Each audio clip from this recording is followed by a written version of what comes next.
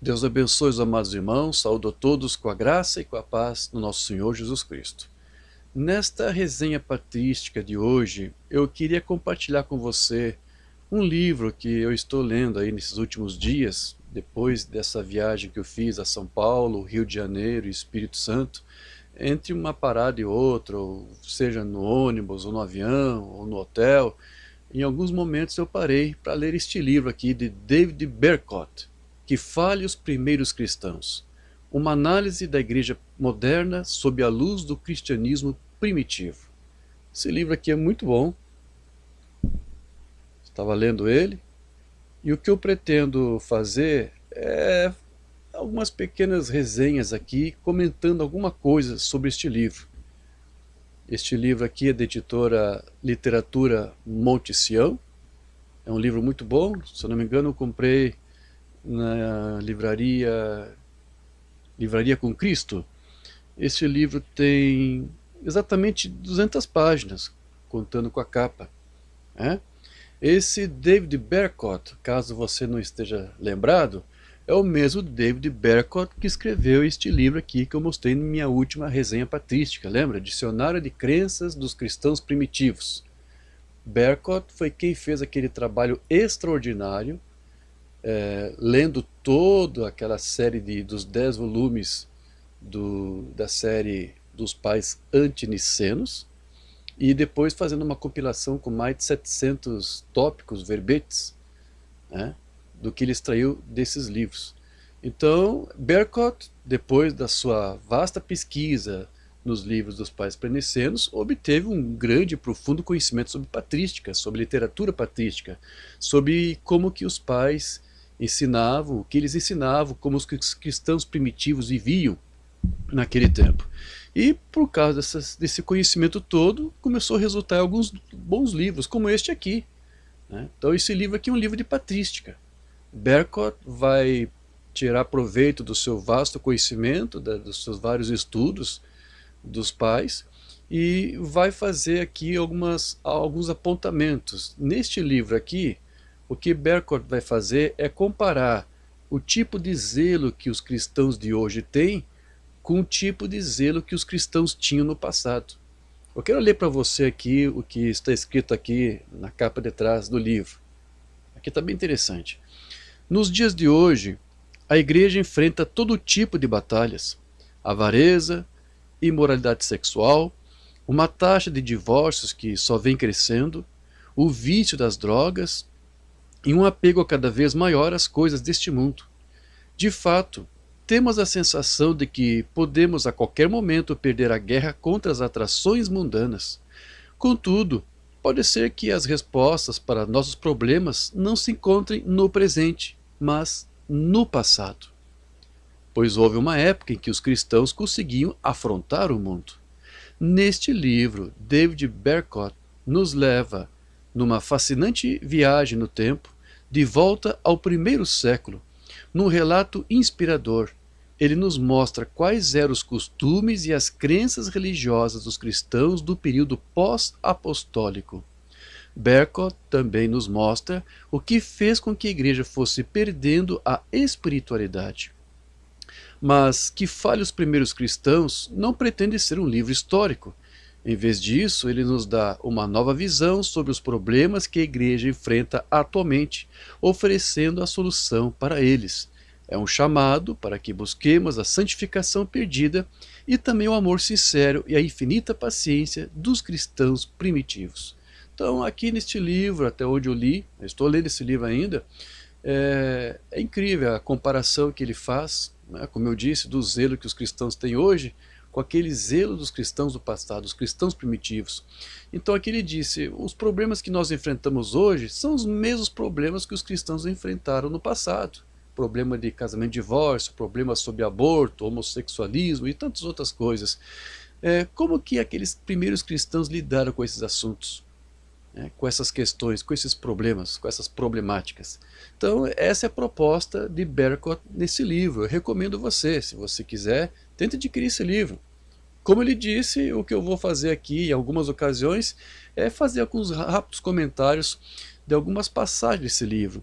Neste vídeo de hoje, eu quero especificamente ler para você alguma coisa que Berkot escreveu lá no capítulo 5, com o subtítulo de Pastores Formados na Universidade da Vida. Aqui Berkot faz um resumo bem breve de como que os primeiros cristãos escolhiam os seus pastores, que eram os anciãos, os presbíteros e também os bispos, os supervisores. Como que era a organização da igreja naquele tempo. Então eu vou fazer aqui uma breve leitura dessa passagem e eu espero que isso seja de bênção para todos vocês. Vamos lá.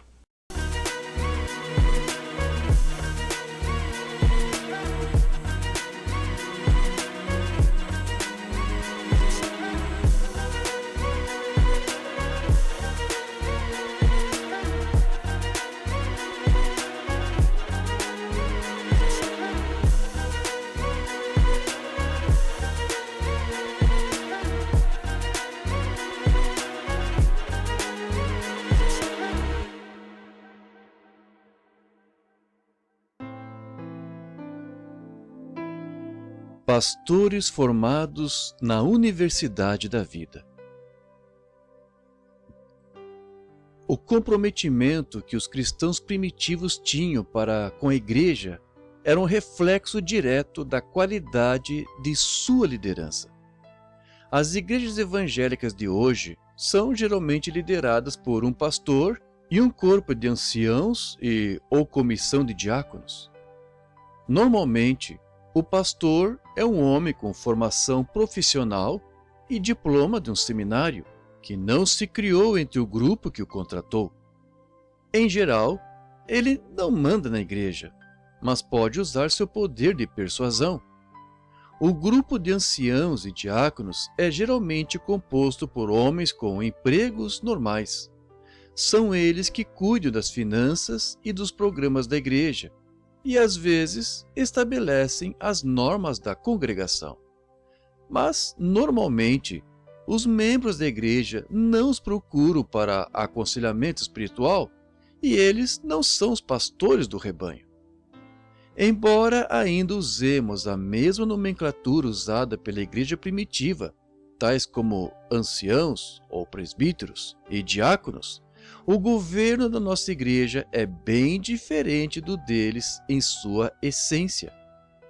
Na igreja primitiva, em vez de ter um só pastor, todos os anciãos ou presbíteros eram pastores em tempo integral. Conforme o cristianismo ia crescendo, se tornava impossível reunir todos os cristãos de uma só cidade no mesmo lugar. Assim, cada irmandade cristã da cidade tinha ao menos um ancião ou presbítero para pastoreá-la. Além disso, cada cidade tinha um supervisor ou bispo, que coordenava todas as congregações da cidade. Isso ajudava a unir os irmãos das igrejas locais. Como resultado, os cristãos primitivos podiam falar da Igreja de Corinto ou de Alexandria em vez de igrejas.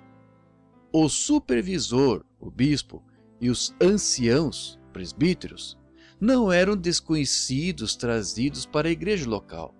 Em vez disso, eles realmente eram pessoas que moravam naquela comunidade há anos. Então, a congregação conhecia muito bem seus defeitos e qualidades. Além disso, não eram escolhidos como supervisores ou anciãos por haverem estudado e enchido suas mentes com conhecimento. Pelo contrário, as congregações estavam mais interessadas na espiritualidade do líder que em seus conhecimentos. Como era o seu relacionamento com Deus? Ele era um exemplo a ser seguido? Estava disposto a morrer por Cristo? Como o Tertuliano disse aos romanos, nossos presbíteros são homens valorosos, que não compram sua posição, mas que alcançam pelo seu caráter. Não havia seminários. Um homem aprendia as habilidades necessárias para ser um líder de igreja através da experiência. Ele era treinado pelo grupo de anciãos e aprendia a andar com Deus e a pastorear o rebanho através do exemplo. Ele tinha a oportunidade de trabalhar com a congregação sob a supervisão dos anciãos com a congregação e, durante esse período, lhe era permitido cometer erros.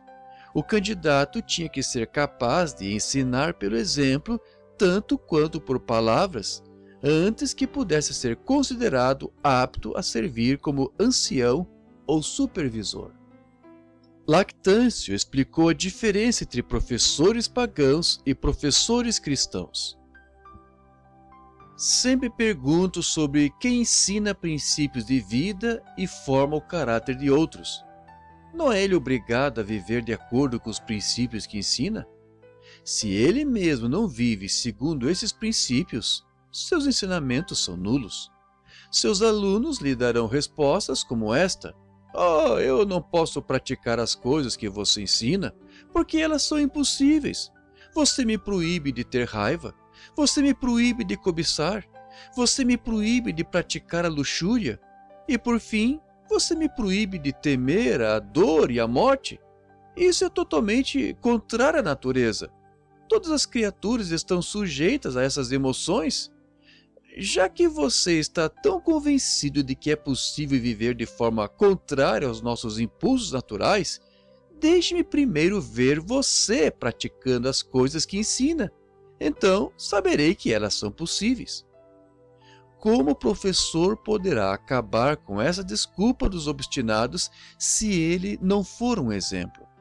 É somente através do exemplo que seus alunos verão que as coisas que ele ensina são possíveis. É por isso que ninguém obedece aos ensinamentos dos filósofos. As pessoas preferem exemplos a palavras, porque falar é fácil, mas é difícil praticar o que se diz. Em uma de suas cartas, Cipriano descreveu o processo de seleção de um novo bispo ou supervisor. Ele deve ser escolhido na presença da congregação, sob a observação de todos, e deve ser considerado digno e apto pelo julgamento público e testemunho.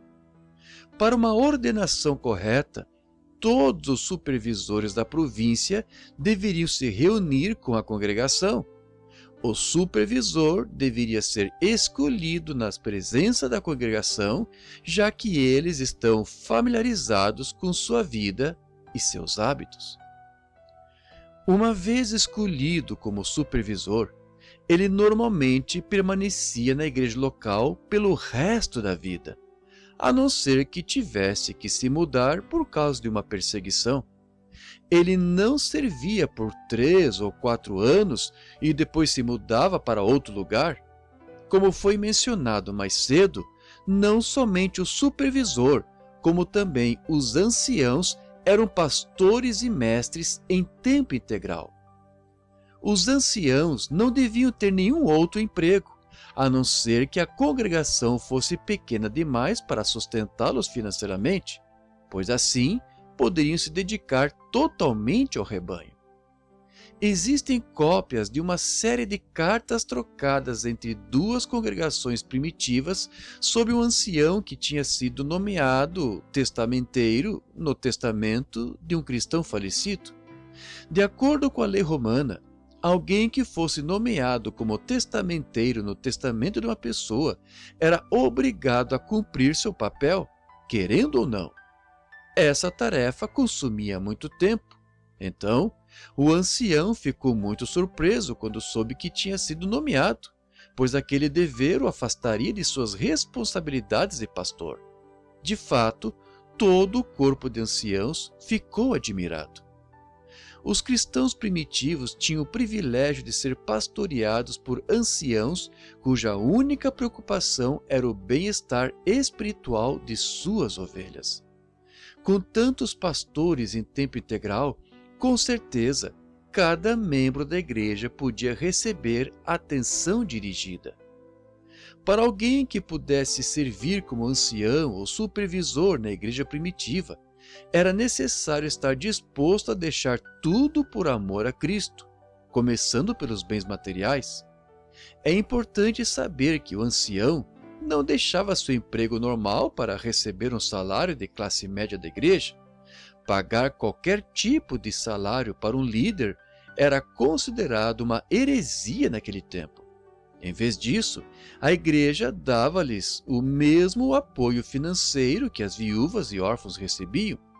Isso significava que os líderes tinham o suficiente para as necessidades básicas e um pouco mais. Mas abandonar suas posses materiais não era o único sacrifício que faziam. Eles tinham que estar dispostos a ser aprisionados e a sofrer tortura e morte. A maior parte dos escritores citados neste livro era ancião ou supervisor, sendo que mais da metade deles, Inácio, Policarpo, Justino Mártir, Hipólito, Cipriano, Metódio e Orígenes, acabou perdendo a vida por Jesus. Com líderes com tamanho comprometimento, é fácil entender por que os cristãos comuns se sentiam inspirados a caminhar com Deus e renunciar aos padrões mundanos.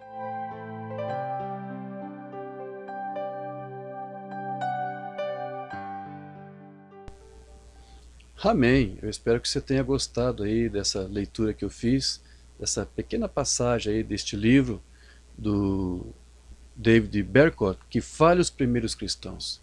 Eu quero só apenas chamar a atenção para alguns rápidos tópicos que eu quero salientar, porque eu achei muito curioso a forma como Berkot explica, baseado no seu conhecimento, do seu estudo sobre a patrística, de como que eram escolhidos os líderes naquele tempo ali pelos primeiros cristãos. Você observou que o líder, ou seja ele um presbítero, um ancião ou supervisor, sim, o bispo, ele era escolhido dentre os próprios membros da comunidade. Era escolhido entre um deles.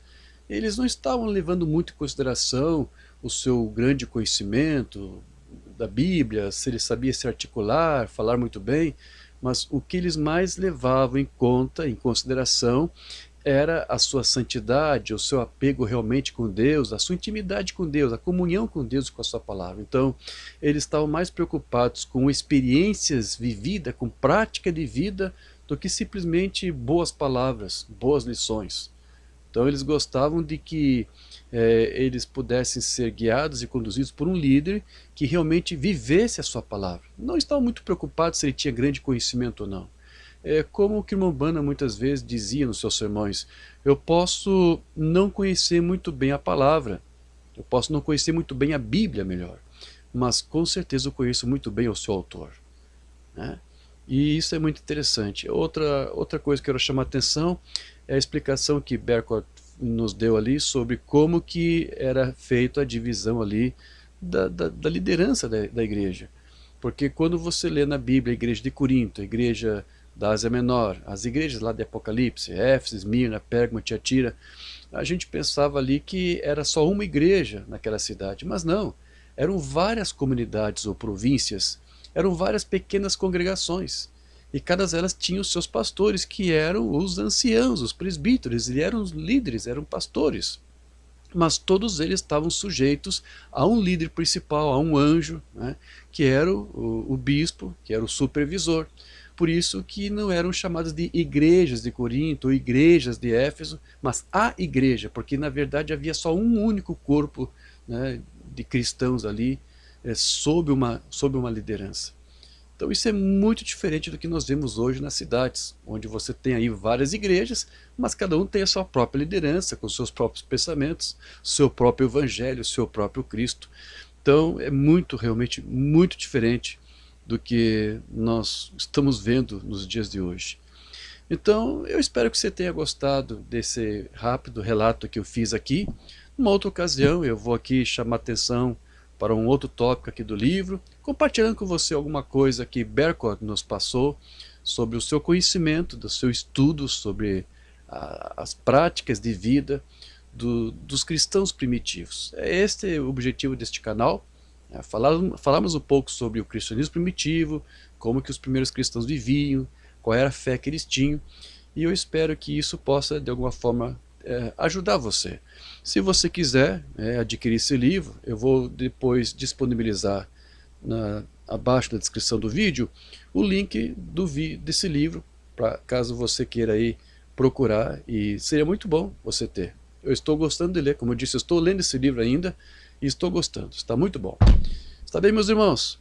Deus os abençoe, me despeço pedindo para que você curta esse vídeo, compartilhe, deixe o seu comentário e nos ajude aí a promover esse trabalho para fazer com que mais irmãos possam conhecer essas verdades que nós aqui estamos estudando.